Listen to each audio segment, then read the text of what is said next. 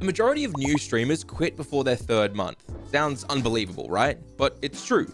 And those that continue streaming almost never earn $100 from it. You'll invest time, energy, effort, and never get any of it back. I've been racking my brain to try figure out why this is, and I think I finally cracked it. Almost all new streamers have zero marketing experience. You are an entertainer, you're a gamer, you are a funny, entertaining person. You want to stream and chat to an audience while having fun, which is absolutely fine. That is where you shine. The problem though is that to do all of that, you need a way for viewers to find you, and no, this isn't another one of those start a YouTube channel to grow videos. We're all tired of that blanket advice, you've heard me say it 1,000 times before, so this is a video that breaks down what I call the ratio system. A system that works in just 4 key steps: audience, who they are; reach, how you'll reach them; churn, how you'll lose them; retention, how you'll keep them instead. If you want to grow your stream, your YouTube, Twitter, or even a business in real life, then the ratio system is something that will completely change your approach. It's how I grew to 200 plus viewers on Twitch, how I've reached 38,000 subscribers on a brand new YouTube channel in about 4 to 5 months, and how I've managed to run a successful freelance business for 9 years now. And it all starts by answering one simple question: who the hell is your audience? When I asked that question, you likely had an idea pop in your head, which most Twitch streamers would think gamers, but that isn't actually good enough. You need to dig deeper and explain what type of gamer, who they are, what they love to play, what they love to watch already, how much free time they have, how old they are, and most importantly, where they spend their time online and what the challenges they're facing are. And by answering all of these questions, you create an audience avatar. No, not the big blue aliens or a little bald boy.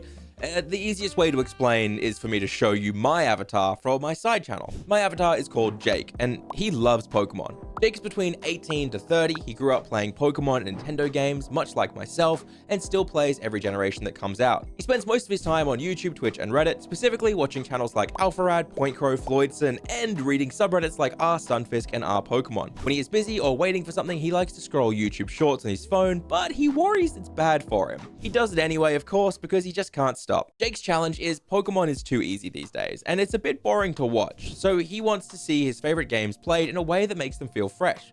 Specifically, he likes watching Nuzlockes, challenge runs, and fan-made mods. He wants to see things that he himself might not have time to do anymore and hasn't seen done yet. He values people not wasting his time, making things funny, not being too serious, and content that isn't over the top or over-edited. He's too old to be yelled at now, he just wants to enjoy a video while he himself plays games, does chores, or endlessly scrolls social media. This also means when he watches Twitch, he isn't really an active chatter and prefers instead to sit back and lurk. And that is Jake. Now, it's important to remember what I said at the start of this section. Jake isn't just a gamer, but there also isn't just one Jake. There are hundreds of thousands of people like Jake. I am like Jake, and we all have similar lives. We watch similar content and have similar problems. When we appeal to Jake, we appeal to everyone like Jake. But if we get too specific here and made a different avatar, for example, Steven is a 24-year-old man and likes only playing the hit but niche indie game Inside, well then we will run into problems because there just aren't that many people like Steven who still want content about Inside. Sure, there are some, but not enough to base our entire audience avatar around. And on the other side of things, if we went too broad and said Lindsay likes games, then you have no idea what to do to appeal to Lindsay. But now that we know all of that, we can answer the next question. How are we going to reach Jake? The concept of reach is taking steps to put your content or product in front of your audience or your customer. In this case, Jake is the audience that I'm trying to reach, and my Twitch stream is the product or content. Earlier, we said Jake spends most of his time on YouTube, Twitch, Reddit, and YouTube Shorts. This teaches us where we can position our content for him. But all these platforms aren't created equal. We have to decide which is best for us to focus our efforts and limited time on. If we were to rank these platforms in terms of how many views you can get and how easy it is, then it would go like this. YouTube Shorts. It has the highest potential at getting you views without much effort and can get views for a long time after publishing. Next is YouTube videos. They can receive large views, but they do require more effort. These videos never expire, always bringing in new viewers. 3. Twitch streams. These require a lot of time investment and effort consistently, but also don't get you many views because you can only be discovered while live. And sadly, the platform also lacks a good system for discovery. But that said, the views you do get from a Twitch stream have a higher chance of becoming a very loyal member of your community and very loyal to your content in general. Or Reddit post. This doesn't require much effort, but the views are unpredictable and they require a lot of upfront value, as Reddit hates low effort posts. When you look at it this way, it becomes clear we should use shorts to get the most exposure for our content, right? Most views mean most reach, means highest value. No. The issue here is that not all views are created equal. Shorts views are a bit like fast food, satisfying the viewer quickly but not lasting long enough to build a connection. They feel good, but they aren't actually satisfying. They don't require the viewer to engage with you, the creator, at all, so they don't build much of an audience loyalty. And because of that, it will be harder to send people from your shorts to your Twitch stream, which, remember, that's your goal, to grow your stream. But that doesn't mean shorts are useless. In fact, it's the opposite. They're a fantastic way to consistently keep releasing content and learn what your audience responds to. We could release a series of short format content. Some of them could be guides, some could be challenges, and others could simply be unique ideas. We can see how our audience responds to these things and then double down on the content that works, but this time as a long format video. If the guide content did well, then we can do a deeper dive into the same topics. Let's say Jake wants to shiny hunt rare Pokemon, but it takes a long time, which he doesn't have. We can create a series of videos about how to shiny hunt fast and effectively. Or if the challenge-driven content about how to win competitive matches with only one move does well, then you double down and you make longer form videos on that topic instead. You're using short format to test ideas and learn about your audience, and then creating long format videos to engage those people properly and build audience loyalty. And from those videos, you'll be able to tell your viewers about your Twitch stream. This works because the feedback on shorts is rapid, whereas long can take a while. And as you continue releasing content, you build more and more loyalty and have more opportunities for people to hear about your stream. Essentially, every short and video you release drastically increases your reach. This strategy is almost like a funnel, with the largest potential reach, views, audience at the top where it's wide.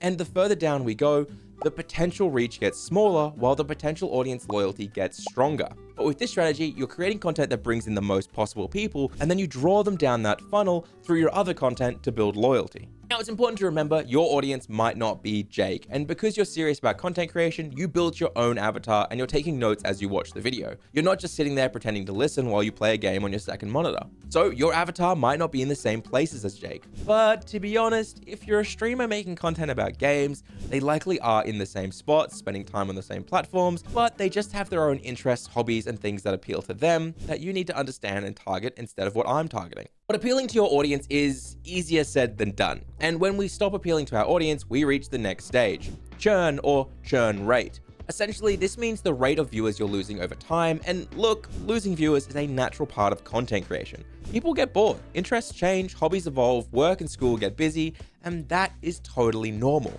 The issue though is that you as a creator can sometimes do things that drastically speed up churn.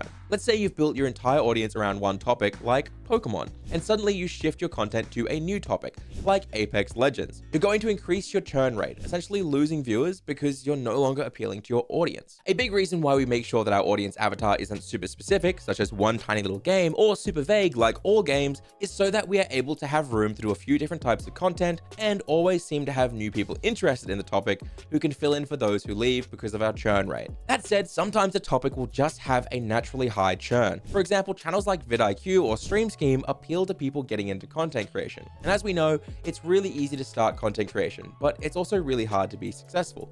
So people quit early on, meaning we lose lots of viewers who are no longer interested. So how do we solve churn as a creator? Well, there are two main ways to solve churn. The first way is to focus on retention. This means creating content that appeals to your audience avatar, satisfies them, and keeps them retained. You're not changing topics and content, you're not leaving them dissatisfied, you're focusing on retention. And the other, well, we already talked about it, and to show you what I mean properly, now it's time to pull all three of these concepts together and explain why it's called the ratio system. If you are a streamer, just a streamer, no external content, with 100 average viewers, and every time you go live, you gain 10 to 20 new viewers who see and click on your stream. And of those 10 to 20 viewers, let's say 5 of them return for your next stream to become loyal viewers, which is a very big number, but I want to be generous and use round numbers so this concept is easier to understand. Let's say you stream 3 times a week. So this means you have a reach of 30 to 60 new potential viewers, and from that you gain around 15 new loyal viewers a week. That means every week your viewership would be increasing by 15. Next week you're at 115 average viewers, right? Simple math. No, because let's say you might have a churn rate of losing 15 viewers a week. It could be because you slightly change content each week, viewers get busy with work, or whatever other reason. Right now, your ratio is even.